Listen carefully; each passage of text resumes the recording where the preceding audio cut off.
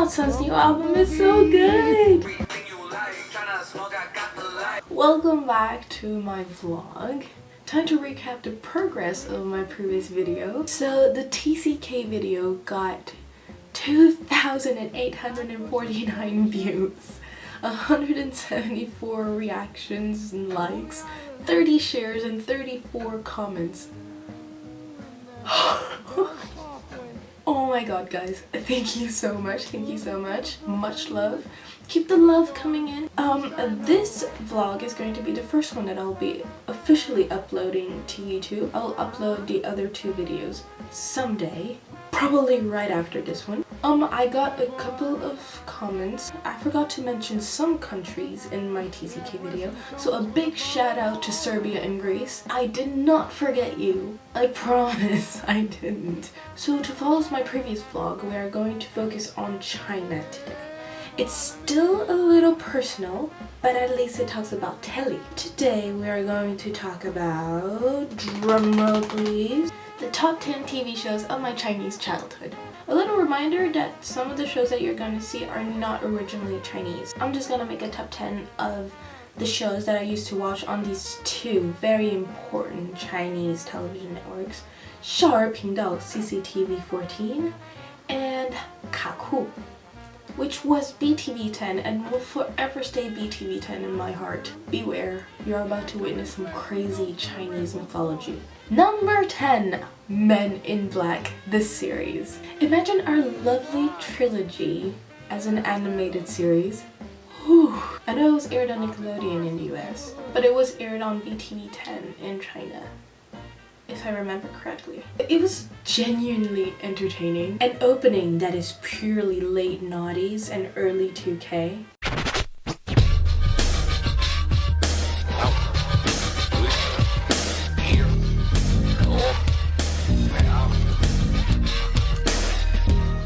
You see some Biggie down there, yes, a Notorious B.I.G. 20 minutes of kick-ass alien butt kicking and memory wiping. We still have our delightful, not creepy at all, little coffee aliens. They stay hilarious, trust me, they're amazing. Unfortunately, Will Smith and Tommy Lee Jones weren't the ones to lend their voices to Agent J and Agent K.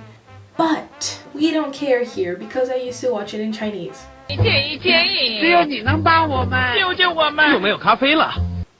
Number 9, 火星娃. Okay, so it's the story of this little green turquoise alien that crashes on Earth, I think, if I remember correctly. It was a big series, but the one that I would like to focus on is the one where they used to teach kids how to read and write Chinese characters. I'll have to confess that my early Chinese writing skills comes from that TV show. It was really, really cute. I mean, you'd follow 火星娃 with his human friends, go on these amazing adventures, and at the same time they teach you how to read and write. But on top of that, they also taught you the history behind each Chinese character, which is absolutely amazing because, well, not everybody knows where Ren comes from, where Da comes from, like those basic characters come from. There was quality teaching. Number 8, Ultraman. Not geeky at all. I don't know what you're talking about. Ultraman is originally Japanese and is basically like the Power Rangers. So a random but apparently special human being is given the power to transform in this gigantic robot that saves the world, Japan, from huge alien-like monsters. And just for like the Marvel Cinematic Universe, we wonder why these gigantic creatures only attack Japan, but more precisely Tokyo. The Ultra series is huge. It started in 1966 and the new season, Ultraman Zero, The Chronicle, started this January. This is the entire Ultra series, and then there are also the films. The Ultraman is an example of Daikaiju. Did I say it right? This Japanese wave of obsession over giant monsters. So you can imagine the type of action it features.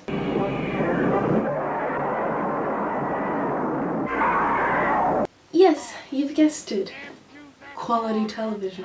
Number 7. 黑猫警长 or Black Cat Detective in English. This is genuinely a Chinese classic. It originally aired from 1984 to 87, but it was rebroadcasted in 2006. So now, imagine a violent and gory version of Tom and Jerry. No, not that one! So this series is focused on Black Cat Detective as he ruthlessly and mercilessly, that a word? Brings down criminals, usually mice. See the terribly dark and deep allegory there?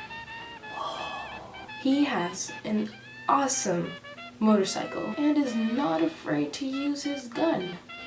Yeah, he actually shoots it repeatedly in each episode, wounding criminals, and you don't really find yourself disagreeing with him either. Nice values.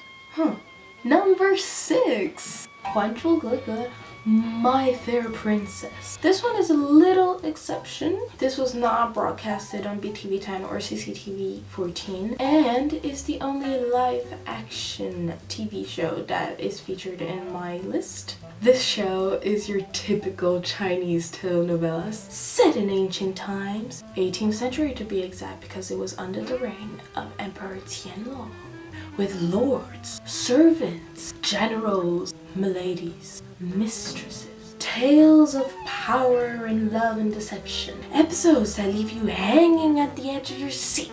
Quality television. My favorite character was Xiao Yanzi, Little Sparrow, who technically was the main character, and she basically becomes a princess by accident. The dream! She's one witty woman. She's kind of a tomboy. She's super smart, she's fierce, and all in all, it was just so good. Still sad that it only lasted for 2 seasons. I mean, they made a sequel and a new My Fair Princess, but no. Ew. This TV show was the Chinese 90210. Vicky Zhao, Ruby Lin, Fan Bingbing, they all started out on that show. That they owed their fame to that show. Number 5. N.3. Cue to the awesome opening theme.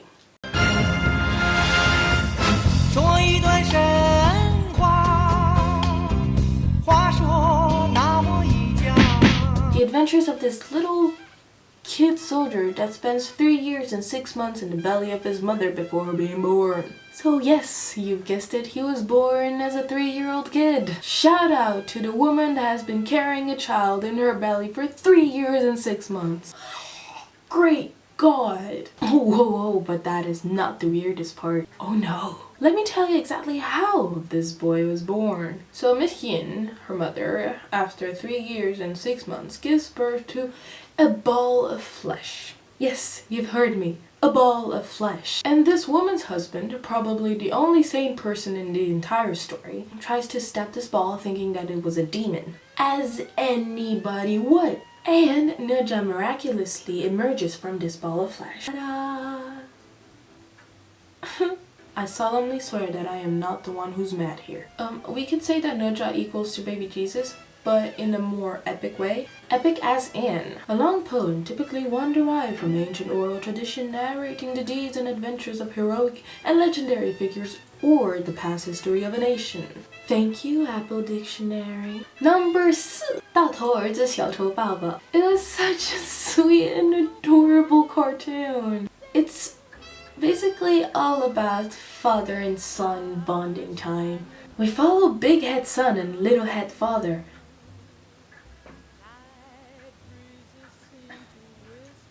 Those names are actually quite offensive. Anywho, along with the mother, they were the perfect family. The mother worked and cooked, and the father, well, apparently he didn't really have a job, but he spent his days with his son playing.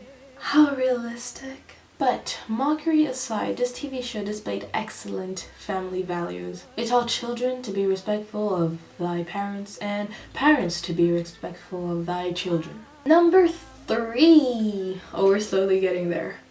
Oh, we're in the top 3. 大耳朵图图. I have to laugh whenever I say that because that show is hilarious. So he was the Chinese version of Crayon Shin-chan. I hope I said it right. He was clumsy and basically made his parents' lives a living hell. Now that I'm older, I'm like, wow, I'm bowing down to those parents because he was horrible. He always made a mess, constantly embarrassed his parents in front of the entire neighborhood, but it was good. Excellent kid example. Number 2. Detective Conan! I mean, do I really have to go into details? Come on! Detective Conan is just awesome! It's just so good! It's the story of Shinichi Kudo, a high school detective who works for the police, because apparently they have that in Japan. And during a mission, he gets captured by the black organization who experiments on him and gives him this pill that instead of killing him, transforms him into a child. Oh my god.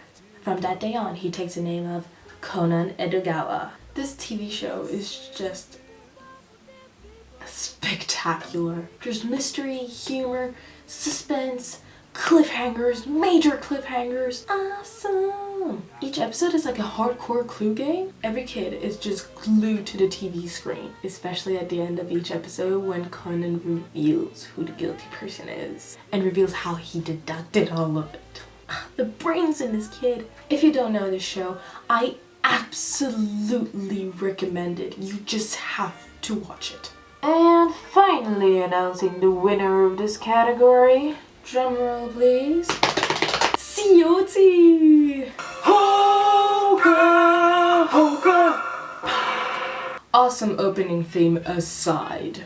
I'm gonna have to read a little bit for this because it gets really complicated. COT, or Journey to the West. Based on Wu Cheng-en's novel, which follows the mythological adventures of this Buddhist monk, Xuanzang, who travels to the West, aka Central Asia and India, to collect the sutras. Basically this collection of Buddhist sacred texts. He is accompanied by 3 loyal guardians. Sun Wukong, the Monkey King, a savage, pretentious little prick that basically steals heavenly magical peaches, immortality peaches to be exact, and triggers everybody in the kingdom of heaven, and gets imprisoned under a mountain which technically is Buddha's hand. I'm not gonna go into detail on that one, for 500 years. He later makes this deal with the Guanyin, the Buddhist Virgin Mary, and offering his service to our little monk in exchange for his freedom. Zhu Bajie, an ex-general of the Army of Heaven, who after trying to rape the goddess of the moon, is sent to Earth, and as he falls on Earth, he falls into this pig sty or pig well, and so is technically reincarnated into this demon, human-eating pig man. Number 3, Sha Wujing, also an ex-general of the Army of Heaven, who after monumentally screwing up is sent back on Earth and turned into this, also a man-eating demon. But he is a sand demon, not a pig demon. Sand demon. Perfect sense. He is then pardoned by the Guanyin and is sent to help our little monk to cross Western Asia. But I assure you that these 3 guys are extremely lovable. The entire show is just entertaining. It's just wow, it's just really, really well made, excellently made. The narrative mix of fantasy and also it deals with human nature at the same time. It's really, really good. Everything is epic. There's magic, mystery, suspense. It's just really, really good. There's also a live action TV show. I think that that TV show was older than the cartoons, but I wasn't a massive fan of that, especially because Sun Wukong was really creepy. And of course, we are not going to talk about the horribly devastating live action film adaptations. No. Anyway, we're done with my top 10. Comment down below if you agree, disagree, would add other TV shows. Oh, by the way, I'm open to suggestions. Why can't suggestions? Why can't I say it anymore? Suggestions? Offers. So if you'd like me to cover specific themes, specific topic, comment down below. Thank you so much and see you next time.